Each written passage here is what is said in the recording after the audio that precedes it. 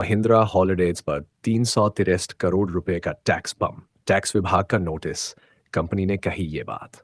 Mahindra holidays and resorts India को Tamil Nadu tax विभाग से 363 करोड़ रुपए का शो कॉज नोटिस और टैक्स डिमांड ऑर्डर मिला है। ये नोटिस वित्त वर्ष 2019 के लिए है, जिसमें कंपनी पर क्लब मेंबरशिप सेवाओं पर आईजीएसटी की जगह सीजीएसटी और एसजीएसटी न दिखाने का आरोप है। नोटिस में एक 181 करोड़ 50 लाख रुपए टैक्स और इतनी ही राशि जुर्माने की मांग की गई है। कंपनी का कहना है कि इस नोटिस का उसके कारोबार या वित्तीय स्थिति पर कोई बड़ा असर नहीं होगा और वह कानूनी कदम उठा रही है। सोमवार को कंपनी के शेयरों पर निवेशकों की नजर रहेगी। ट्रेन की तत्काल टिकट बुकिंग में बड़ा बदलाव। 1 जुलाई से आधार और ओटीपी जरूरी, अब दलालों की खैर नहीं। 1 जुलाई 2025 से ट्रेन की ऑनलाइन तत्काल टिकट बुकिंग के लिए नए नियम लागू होंगे। अब आईआरसीटीसी वेबसाइट या ऐप से टिकट बुक करने के लिए आधार वेरिफिकेशन अनिवार्य होगा। यात्रियों को अपना आईआरसीटीसी अकाउंट आधार से जोड़ना होगा। इसके अलावा 15 जुलाई से टिकट बुकिंग के समय आधार से जुड़े मोबाइल नंबर पर ओटीपी आएगा, जिसे डालना जरूरी होगा। पहले 30 मिनट तक एजेंट्स को टिकट बुक करने की अनुमति नहीं होगी, ताकि आम यात्रियों को मौका मिले। रेलवे का कहना है कि ये बदलाव टिकट बुकिंग को पारदर्शी बनाएंगे और दलालों की धांधली रोकेंगे। यात्रियों से अपील है कि जल्द से जल्द अपना आईआरसीटीसी अकाउंट आधार से लिंक करें। आईसीआईसीआई बैंक का बड़ा फैसला। 1 जुलाई से एटीएम, नकद लेन देन और कार्ड पर नया चार्ज, करोड़ों ग्राहकों पर असर। आईसीआई बैंक ने अपने करोड़ों ग्राहकों के लिए 1 जुलाई 2025 से नई सर्विस फीस की घोषणा की है। अब एटीएम से 5 मुफ्त वित्तीय लेन देन के बाद हर लेन देन पर 23 रुपए का चार्ज लगेगा। गैर आईसीआईसीआई बैंक एटीएम में मेट्रो शहरों में 3 और अन्य जगहों 5 मुफ्त लेन देन मिलेंगे। इसके बाद 23 रुपए वित्तीय है और 8 रुपये 50 पैसे गैर वित्तीय चार्ज देना होगा। डिमांड ड्राफ्ट और आईएमपीएस लेन देन की फीस भी बढ़ेगी। सीनियर सिटीजन को एटीएम चार्ज में छूट मिलेगी।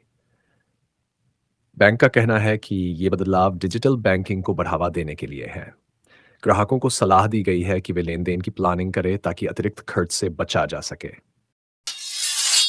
सीएनसी में बड़ा सौदा। 6% हिस्सेदारी 1542 करोड़ रुपए में बिकेगी, शेयरों पर टिकी नजर। ज्योति सीएनसी ऑटोमेशन के गैर गैर प्रमोटर निवेशकों ने कंपनी की 6% हिस्सेदारी को 1542 करोड़ रुपए में बेचने का फैसला किया है। यह सौदा ब्लॉक डील के जरिए सोमवार को होगा, जिसमें करीब 1 करोड़ 37 लाख शेयर 1125 रुपये 60 पैसे प्रति शेयर की कीमत पर बिकेंगे। ये कीमत शुक्रवार के बंद भाव के बराबर है। डील की खबर से शेयर बाजार में हलचल है और निवेशक कंपनी के शेयरों के प्रदर्शन पर नजर रख रहे हैं। ज्योति सीएनसी का शेयर इस साल 16.7% गिरा है, लेकिन इसका आईपीओ जनवरी 2024 में 40 गुना सब्सक्राइब हुआ था। नितिन कामत की चेतावनी। अनलिस्टेड शेयरों से रहें दूर, म्यूचुअल फंड में करें निवेश। ज़ेरोधा के सह संस्थापक नितिन कामत ने छोटे निवेशकों को अनलिस्टेड शेयरों में पैसा लगाने के खतरों बारे में चेतावनी दी है। उन्होंने बताया कि एनएसई, चेन्नई सुपर किंग्स जैसे अनलिस्टेड शेयरों में भारी कीमतें, कम पारदर्शिता और बिक्री की मुश्किलें हैं। एक उदाहरण में एचडीबी फाइनेंशियल सर्विसेज के आईपीओ की कीमत अनलिस्टेड बाजार से 40% कम थी, जिससे निवेशकों को नुकसान हुआ। कामत ने सलाह दी कि अनलिस्टेड शेयरों की बजाय म्यूचुअल फंड में निवेश करना सुरक्षित और आसान है, क्योंकि ये नियमों के तहत चलते हैं और जोखिम कम होता है। टाटा स्टील को 1007 करोड़ रुपए का जीएसटी नोटिस। क्या शेयरों में आएगी भारी गिरावट? टाटा स्टील को टैक्स विभाग से 1007 करोड़ रुपए का जीएसटी नोटिस मिला है। यह नोटिस 2018-19 से 2022-23 तक इनपुट टैक्स क्रेडिट के गलत इस्तेमाल के आरोप में जारी किया गया है। कंपनी ने कहा कि उसने पहले ही 514 करोड़ रुपए का जीएसटी जमा किया है और बाकी 493 करोड़ रुपए का दावा बेबुनियाद है। टाटा स्टील का कहना है कि इस नोटिस का कारोबार या वित्तीय स्थिति पर कोई असर नहीं होगा। शुक्रवार को कंपनी के शेयर 161 रुपये 29 पैसे पर बंद हुए, जो 0.47% की बढ़त दिखाता है। निवेशक अब सोमवार को शेयरों के प्रदर्शन पर नजर रखेंगे।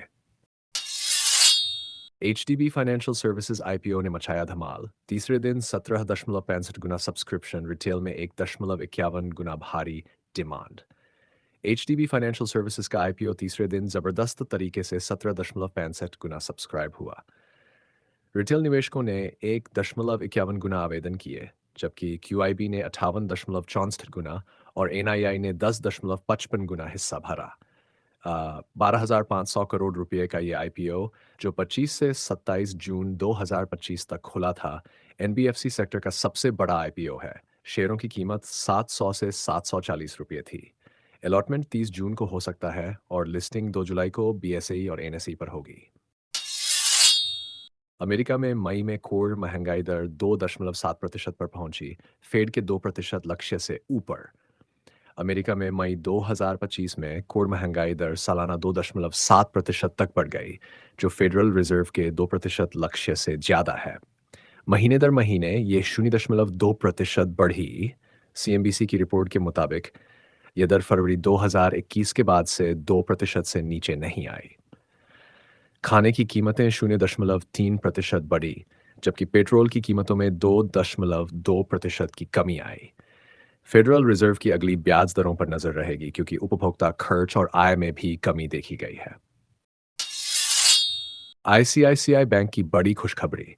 2040 के बाद सबसे ज्यादा 11 रुपए का डिविडेंड, रिकॉर्ड डेट 12 अगस्त। ICICI बैंक ने अपने शेयर धारकों के लिए 11 रुपये प्रति शेयर डिविडेंड की घोषणा की है, जो 2014 के स्टॉक स्प्लिट के बाद सबसे ज्यादा है। डिविडेंड के लिए रिकॉर्ड डेट 12 अगस्त 2025 तय की गई है। ये डिविडेंड 30 अगस्त 2025 को होने वाली सालाना आम बैठक AGM में शेयरधारकों की मंजूरी के बाद दिया जाएगा। बैंक ने वित्त वर्ष 2024-25 की चौथी तिमाही में 18% की मुनाफा वृद्धि दर्ज की, जिसके बाद यह फैसला लिया गया। शेयर की कीमत शुक्रवार को 1.31% बढ़कर 1,457 रुपये 90 पैसे पर बंद हुई। टोरेंट फार्मा का बड़ा दांव। JB केमिकल्स में हिस्सेदारी के लिए KKR के साथ 25,689 करोड़ रुपए की डील। टोरेंट फार्मास्यूटिकल्स ने JB केमिकल्स एंड फार्मास्यूटिकल्स में 46.29% हिस्सेदारी खरीदने के लिए KKR के साथ 25,189 करोड़ रुपए की डील की है। यह सौदा 2 चरणों में होगा। पहले चरण में टोरेंट 11,917 करोड़ रुपए में KKR की हिस्सेदारी खरीदेगा और फिर 26% और शेयरों के लिए पब्लिक ऑफर लाएगा। इसके बाद दोनों कंपनियों का विलय होगा। यह डील टोरेंट को भारत और वैश्विक बाजार में और मजबूत करेगी, खासकर हृदय, पेट और त्वचा की दवाओं के क्षेत्र में।